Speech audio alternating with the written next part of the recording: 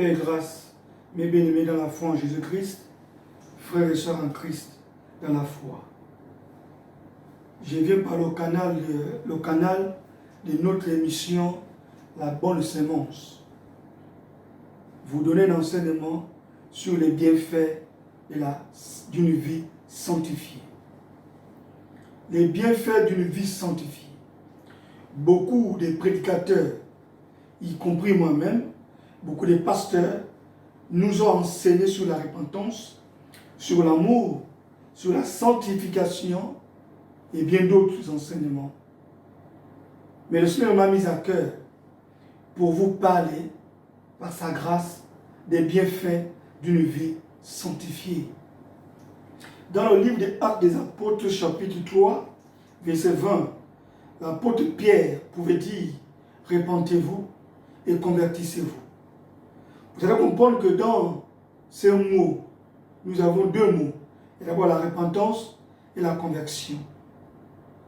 Alors la repentance et la conversion sont deux mots inséparables.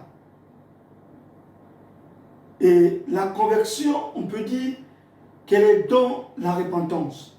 C'est quoi la repentance? C'est repentir, c'est de regretter. Regretter d'avoir commis un péché qui vous a fait autant de mal. C'est d'avoir posé un acte qui n'est pas normal. Un acte qui a brisé le cœur du frère ou un acte qui vous a brisé vous-même.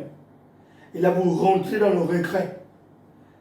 Et dans ces regrets, après avoir commis ces péchés, dans ces regrets, alors le chrétien commence à demander pardon, soit à la personne à laquelle il a offensé, ou à elle-même, soit au Seigneur.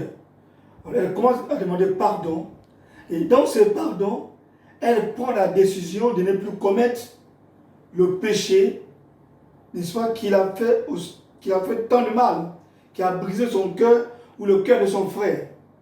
C'est cette décision que nous appelons la conversion.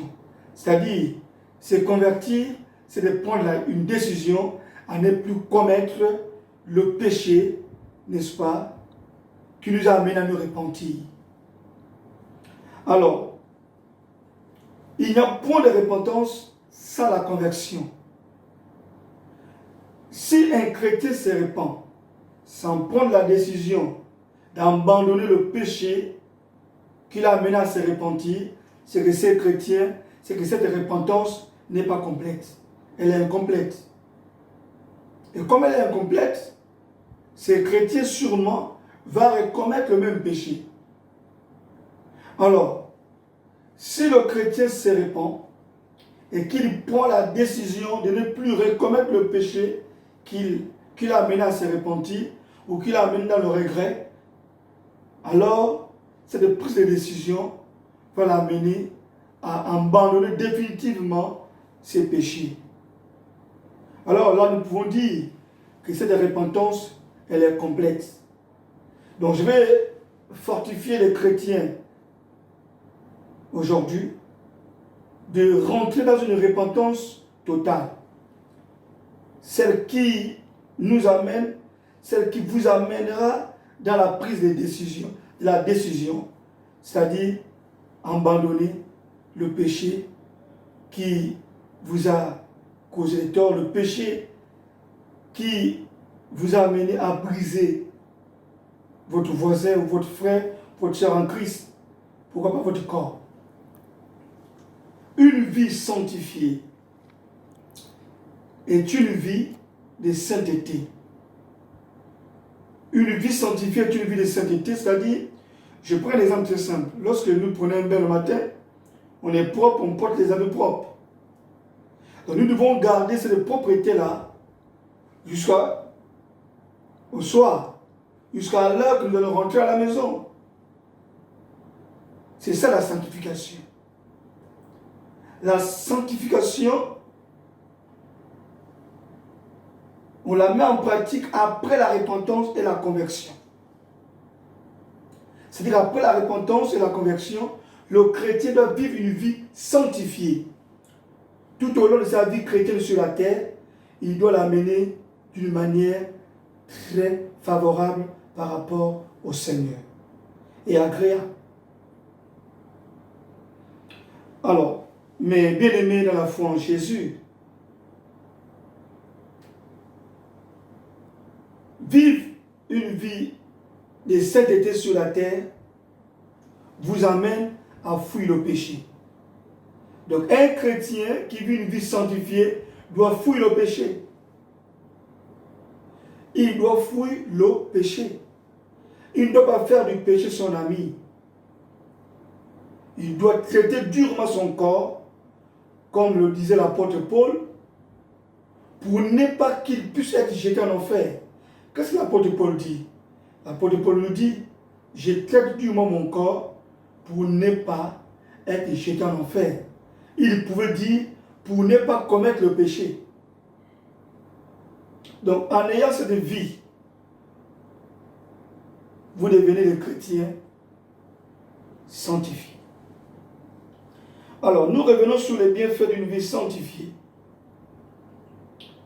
Le chrétien qui vit une vie sanctifiée est en sécurité. Tout chrétien qui vit une vie sanctifiée est en sécurité. La sécurité, c'est les bienfaits d'une vie sanctifiée. Voici les bienfaits. Donc, mes bien-aimés, si vous prenez la décision, l'engagement de vivre une vie sanctifiée après la repentance et la conversion, alors vous serez en sécurité. Vous serez protégé. Parce qu'en ce moment, votre corps sera le temple du Saint-Esprit. Et si votre corps devient le temple du Saint-Esprit, l'apôtre Paul pouvait dire, si Dieu est pour nous, qui peut être contre nous? Personne. Et je pouvais vous dire en ce moment que si le Saint-Esprit est dans votre corps, quelle est la puissance satanique? Quel est le puissant de ce monde qui peut vous nuire? Beaucoup disent que toute âme forgée contre moi est nulle et sans effet. C'est une bonne chose. Mais en quel moment cela soit nul et sans effet dans votre vie? Si vous ne vivez pas la sanctification, toute âme forgée contre vous devient nulle et sans effet lorsque vous vivez une vie sanctifiée. Mais si vous ne vivez pas une vie sanctifiée, vous allez revenir sur les chrétiens qui confessent que toute âme forgée contre moi est nulle et sans effet. Et après, c'est les premiers à être les victimes. Les premiers à être attaqués ou atteints par les puissances sataniques. Donc, je vous conseille en ce moment, bien-aimés, de vivre une vie sanctifiée après la repentance et la conversion. Traitez durement votre corps afin de fuir le péché. Ce serait bien pour votre vie et ce serait bien pour votre sécurité. Je vous ramène dans Actes des Apôtres, chapitre 28, verset 1 au verset 10. Alors là, on nous parle de l'apôtre Paul. La Bible dit, sur l'île de Malte, l'apôtre Paul ramassait le bois pour mettre le feu. Alors, pendant qu'il ramassait le bois et pendant qu'il jetait le bois dans le feu, la chaleur du feu fait sortir le serpent qui était dans ce bois. Et quand le serpent sort de là, il s'accroche à la main de Paul. Il s'accroche à la main de Paul. Mais qu'est-ce que la Bible dit? Ayant vu le serpent, Paul n'était pas paniqué. Mais ceux qui voyaient la scène avaient déjà d'autres pensées. Parce que c'était un serpent très dangereux. D'autres, ils avaient d'autres pensées. Pour certains, Paul va mourir. Pour d'autres, c'est fini. Il va mourir. Mais la Bible dit que Paul secoua la main. Et le serpent tomba dans le feu. Et Paul était sorti sain et sauf. Pourquoi il était sorti sain et sauf? Pourquoi le serpent ne l'avait pas mordu? Qu'est-ce qui s'était passé en ce moment? Est-ce que c'est la foi de Paul? Je pouvais dire non. C'est la vie que Paul menait. C'est la sanctification. Et si on accepte la foi, nous pouvons dire la foi plus la sanctification fait de vous, fait en sorte que le bouclier protecteur de notre Seigneur Jésus-Christ vous épargne de toute arme forgée contre vous. Mais si Paul n'était pas sanctifié, s'il n'avait pas une vie sanctifiée, je suis sûr que le serpent devrait le mordre et Paul devait mourir. Voici les bienfaits d'une vie sanctifiée.